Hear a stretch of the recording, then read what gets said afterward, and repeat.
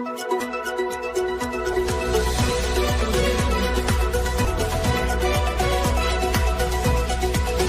મિત્રો, હું છું એન્કર અમિતા પટેલ. આપ જોઈ રહ્યા છો મુંબઈ તરંગ ગુજરાત ન્યૂઝ.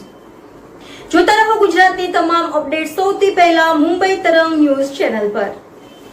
આજે સુરત ખાતે દક્ષિણ ઝોનના પદાધિકારીઓની બેઠક માટે પ્રદેશ ભારતીય જનતા પાર્ટીના યશસ્વી અધ્યક્ષ આદરણીય શ્રી જગદીશભાઈ વિશ્વકર્મા આવ્યા છે.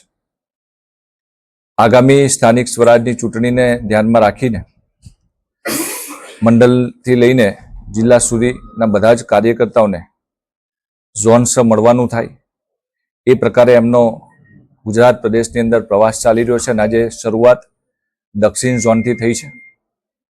બપોર પછી મધ્ય ગુજરાતની અંદર મધ્ય ઝોનની બેઠક છે. 30 તારીખે સૌરાષ્ટ્રની અંદર છે અને 1 તારીખે ઉત્તર ઝોનની આ જ શ્રેણીમાં બેઠકનું આયોજન કરવામાં આવ્યું છે. માન્ય પ્રદેશ અધ્યક્ષજીના નેતૃત્વમાં આગામી સમયમાં સ્થાનિક સ્વરાજની ચૂંટણી ભારતીય જનતા પાર્ટી લડવા જઈ રહી છે.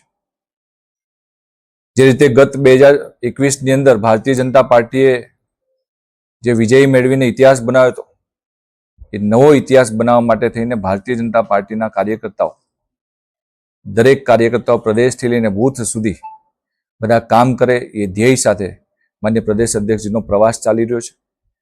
જે પ્રકારે આપ સૌ જાણો છો કે દેશના યશસ્વી પ્રધાનમંત્રી શ્રી માન્ય નરેન્દ્રભાઈ મોદીજીના નેતૃત્વમાં દેશની અંદર કામ થઈ રહ્યું છે. દેશની અંદર છેવાડાના લોકો સુધી સરકારની યોજનાનો લાભ પહોંચી રહ્યો છે.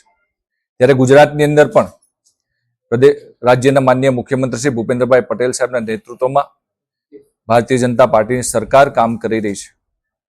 સરકારની યોજનાકીય લાભાર્થીઓ સુધી પહોંચવા માટેનો પ્રયાસ, સરકારે કરેલા કામો, સાથે સાથે સ્થાનિક સ્વરાજની ચૂંટણી છે તો સ્થાનિક સ્વરાજની અંદર પણ ભારતીય જનતા પાર્ટીએ એકમના માધ્યમથી કરેલા કામો એ લોકોને યાદ અપાવીને એ પ્રકારે આવનારા સમયમાં ભારતીય જનતા પાર્ટીના કાર્યકર્તાઓ લોકો સુધી જવાના છે.